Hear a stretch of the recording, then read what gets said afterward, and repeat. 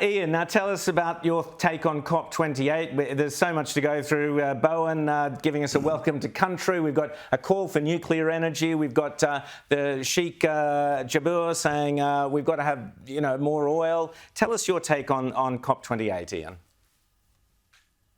Well, Flop 28 was no different from the others. If we really had a climate crisis and wanted to have net zero by 2050, we would have solved the problem in 2 or 3 meetings. This is a giant jaunt and a party. And we sent some 48 people from this country over there. In Kevin Rudd's time, we sent something like 117 or 120 to Copenhagen. This is a giant party, but you have these people getting up giving boring speeches. But fortunately, we have Chris Bowen, the Australian minister. Now, we all know he's had a very successful charisma bypass operation. This is why people went to his talk, to hear this clown, because in boring conferences, you have to have a bit of comic relief. And here he was saying Australia's going to go all in the death spiral of renewable energy, yet other countries are saying they're going to triple their nuclear. The Gulf states are saying, oh, we're going to transition, we're going to use more gas. China's saying, oh, we're going to transition and use more coal. And Saudi's saying, well, we're going to transition too, and we're going to use more oil.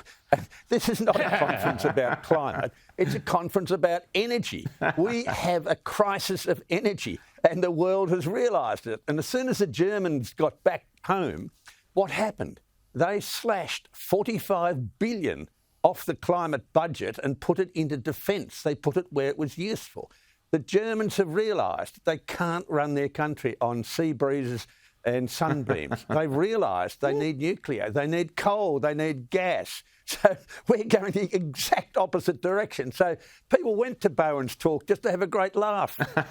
Well, James. I never, Ian, and by the way, Merry Christmas to you, never would have expected that Chris Bowen would be doing great comedy stylings. Maybe we could put the wisdom on of Chris Bowen on by the tree after opening the presents for a bit of a laugh. But I want to ask a serious question, though.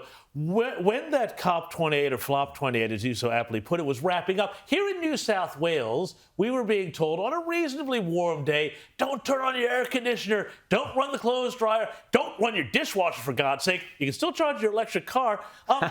This seems to underscore the real problem we have in this country, that on the one hand, you've got the Bowens of the world saying fossil fuels are over. On the other hand, you've got Jim Chalmers saying we need these things to keep our budget in the black. And you've got this huge regulatory apparatus, which Gina Reinhart and others have spoken about, which makes it very difficult to get energy out of the ground. You've had a lot of experience with this.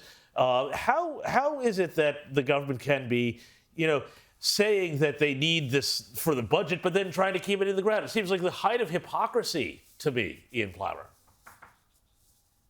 Well, yes, they speak with a forked tongue, and they continue to go down the path which they know is economically disastrous. So not only do we have New South Wales telling people on a very mild day that you've got to stop using energy, we have Victoria doing deals with Aboriginal corporations to put in more wind turbines across the country. They did a deal with a Sydney Indigenous security company, and 801 lives later, we saw the result. So they're doing exactly the same thing in Victoria. Queensland's doing the same with energy.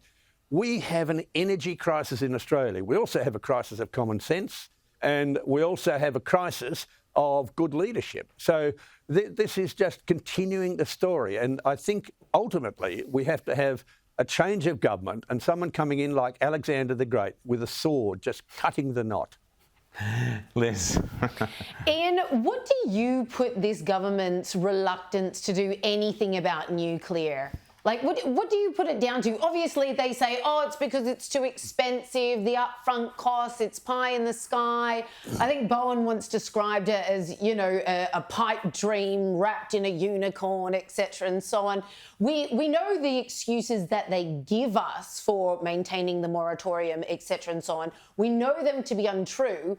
Is this just about padding the pockets of their renewables mates, honouring the deals that have been done behind closed doors? Or do you see this as a much larger agenda at play?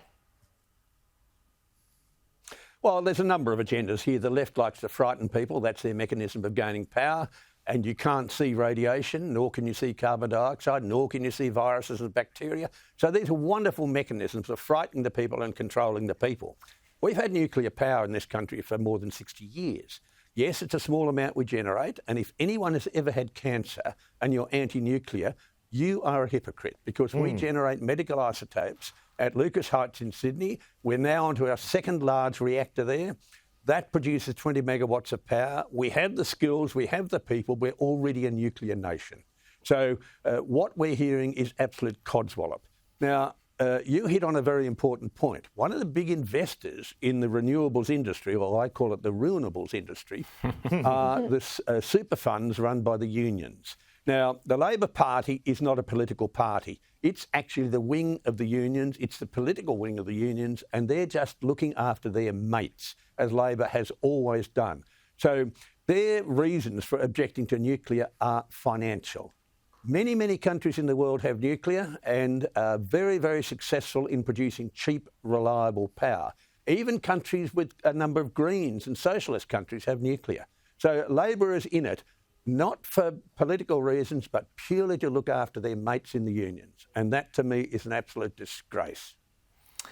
Professor Ian Plimer, fantastic analysis there. Great insights, as you've given us all year. Thank you so much. It's been such a pleasure having you on the show. And have a very Merry Christmas to your family and to yourself. And we will see you next year. And the same to all of you. Thank you, Professor Ian Plimer. Merry Christmas. Merry Christmas, mate.